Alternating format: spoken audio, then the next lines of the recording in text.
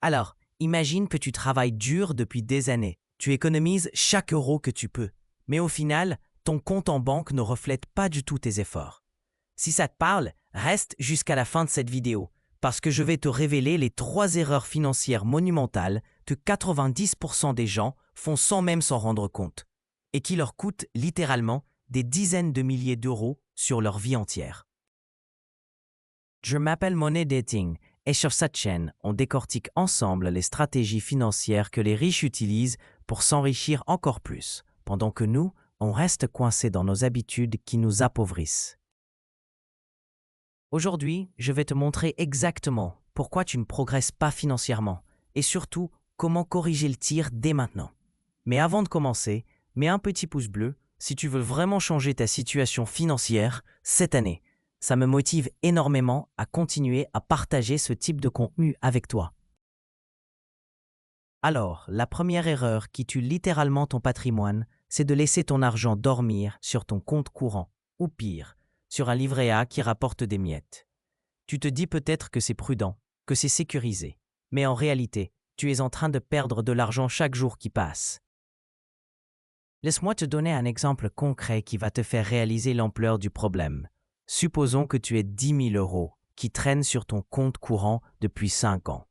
Pendant ces 5 années, l'inflation a tourné autour de 3% par an en moyenne.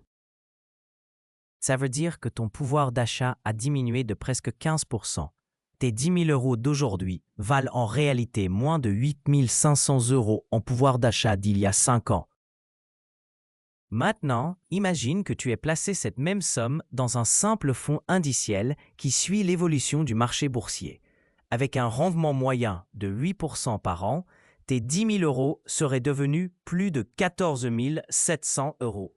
La différence, plus de 6 000 euros perdus à cause de ta peur d'investir. Mais attention, je ne te dis pas de tout placer en bourse du jour au lendemain. L'erreur que font beaucoup de débutants, c'est de passer d'un extrême à l'autre. La clé, c'est la diversification intelligente. Garde ton fonds d'urgence équivalent à 3 à 6 mois de charge, mais tout ce qui dépasse, fais-le travailler pour toi. Tu peux commencer par des placements simples, comme un PEA, avec des ETF diversifiés, ou encore de l'assurance vie en fonds euros et unités de compte.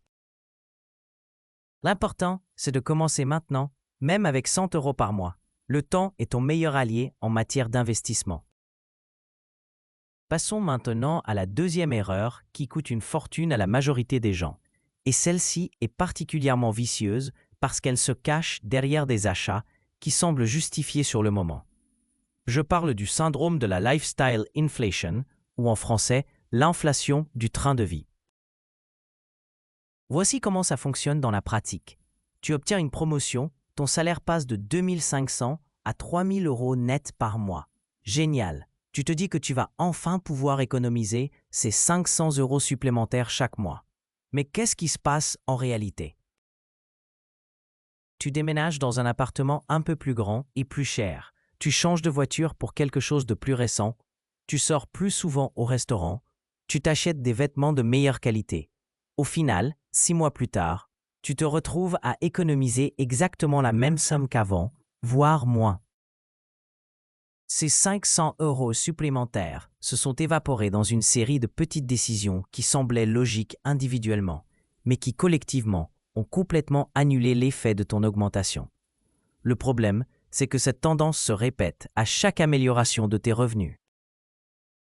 Tu passes de 3 000 à 4 000 euros, puis à 5 000, mais ton niveau d'épargne reste désespérément le même. Pendant ce temps, tes collègues qui gagnent moins que toi mais qui maîtrisent leurs dépenses accumulent tranquillement un patrimoine plus important. Laisse-moi te raconter l'histoire de Marc, un ingénieur que je connais. À 25 ans, il gagnait 2 000 euros net et arrivait à économiser 300 euros par mois. Aujourd'hui, à 35 ans, il gagne 5 000 euros net, mais il n'économise toujours que 300 euros par mois. En 10 ans, ses revenus ont plus que doublé, mais ses économies sont restées identiques. Résultat, il a perdu 10 années d'accumulation de patrimoine.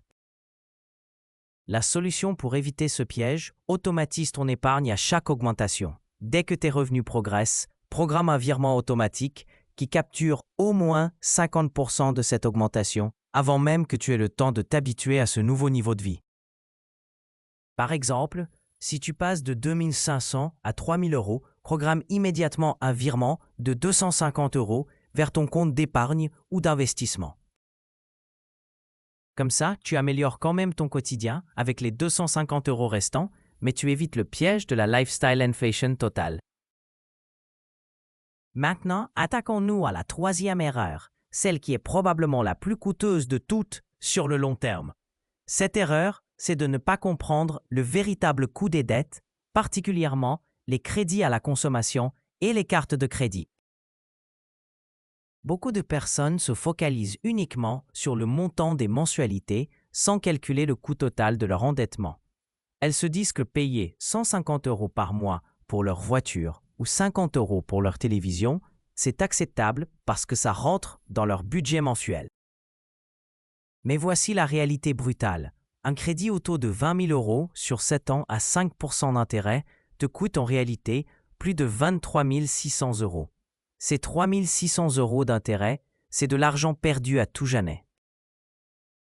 Pire encore, si tu avais investi ces 3 600 euros sur les marchés financiers pendant 7 ans avec un rendement de 8%, tu aurais eu plus de 6 000 euros.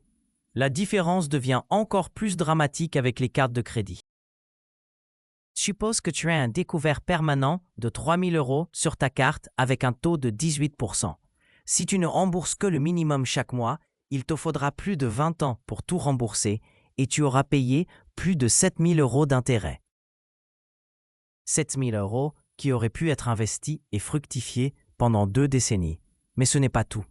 Le coût d'opportunité de ces dettes va bien au-delà des intérêts payés. Chaque euro que tu consacres au remboursement de tes dettes, c'est un euro que tu ne peux pas investir. Et avec la magie des intérêts composés, cet euro non investi te coûte beaucoup plus sur le long terme. Prenons un exemple concret. Si tu rembourses des dettes à hauteur de 500 euros par mois pendant 10 ans au lieu d'investir cette somme, et que tes investissements auraient rapporté 8% par an, tu rates l'opportunité de constituer un capital de plus de 90 000 euros. C'est énorme. La stratégie pour sortir de ce piège applique la méthode de l'avalanche.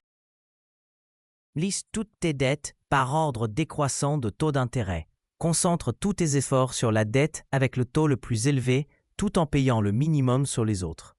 Une fois la première éliminée, passe à la suivante. Cette méthode te fait économiser le maximum d'intérêt. En parallèle, négocie avec tes créanciers. Beaucoup d'établissements financiers acceptent de revoir à la baisse les taux d'intérêt si tu es un bon payeur. N'hésite pas à faire jouer la concurrence ou à regrouper tes crédits si c'est avantageux.